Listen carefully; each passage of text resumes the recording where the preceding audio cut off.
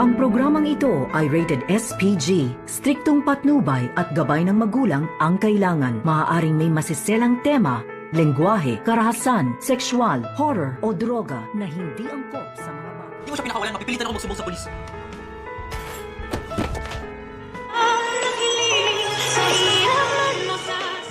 Maligayang pagbabalik muli at welcome back dito sa aking Munting Channel.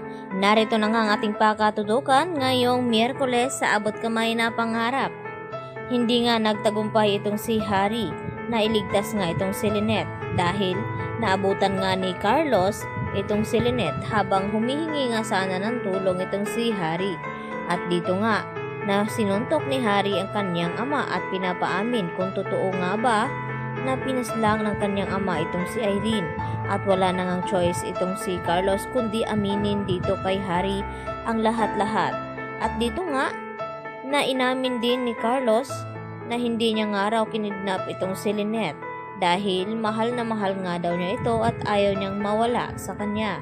Subalit sinabi ni Harry na hindi pagmamahal ang tawag nito sa kanya dahil nagawa niya nga ang saktan itong si Lynette. At dito naman na dumating itong mga tanod at kasama itong si Arman. At dito rin na nagmamakaawa si Carlos sa kanyang anak na wag daw siyang isumbong. At dito naman na sinabi ni Lynette kay Harry na sana raw ay gawin niya kung anuman ang tama at isuplong itong si Carlos. Subalit na naig pa rin kay Harry ang pagiging anak nito kay Carlos.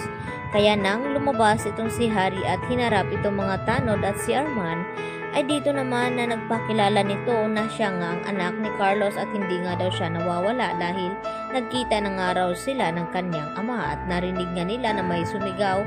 At dito naman na sinabi ni Arman sa mga tanod na baka ang asawa daw ito ni Carlos dahil may mental health nga daw ito at sinang-ayunan naman ito ni Harry na baka raw itong si Tita Lynette nga at maya-maya nga ay umalis na itong mga tanod dahil hindi naman nagsumbong itong si Harry sa kanila.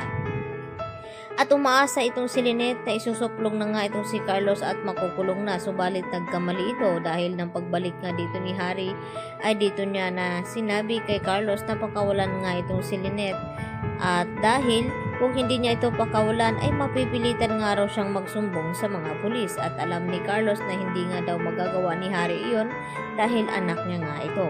Sa kabilang banda, nakita naman ni Dr. Enriquez itong mga gamit ni Harry na naiwan sa East Ridge at dito ibinigay kay Annalyn at agad na tinignan ni Annalyn itong tablet kung saan ay ma-relocate nila ang lugar kung saan naroon itong si Harry at sa kasamang palad ay hindi nga nila ito makita dahil wala ng signal ang cellphone dito ni Harry at dahil naiwan din niya ito nung ito'y tangkain na iligtas niya itong si Lynette. At umaasa naman itong si Annalyn na sana raw ay magkakasignal na itong si Harry upang malaman nga nila itong lokasyon kung nasaan nga ba ito naroon si Harry. At dito naman na nagkainitan ang dalawang mag-ama at wala na nga nagawa pa itong si Harry dahil itinali muli ni Carlos itong si Lynette at nakiusap itong si Lynette na sana ay magsumbong na nga itong si Harry sa mga pulis. At bumalik nga itong si Harry upang kausapin itong si Carlos na sana raw ay sumuko na nga ito sa mga pulis at kung hindi niya pakakawalan itong si Lynette ay mapipilitan nga daw itong si Harry na magsumbong sa mga pulis. Subalit nang makatalikod nga itong si Harry ay dito naman kinuha ni Carlos itong kawali at ipinukpok nga dito sa ulo ni Harry at dito naman nahimatay itong si Harry at nawalan nga ng malay at hindi sukat akalain ni Harry na kaya pala siyang sakta ng kanyang sarili niyang ama.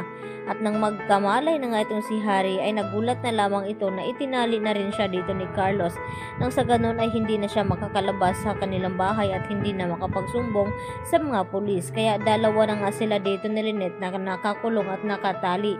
Ang pag-asa na lamang dito nila Annalyn na ma-relocate itong signal ni Harry at malaman kung saan nga sila naroon ngayon. At dito naman na pinagsisihan ni Harry ang hindi niya pagsumbong sa mga tanod at kinamumuhian niya itong kanyang ama. Kaya yan naman ang ating pakatutukan at abangan bukas sa abot kamay na pangarap.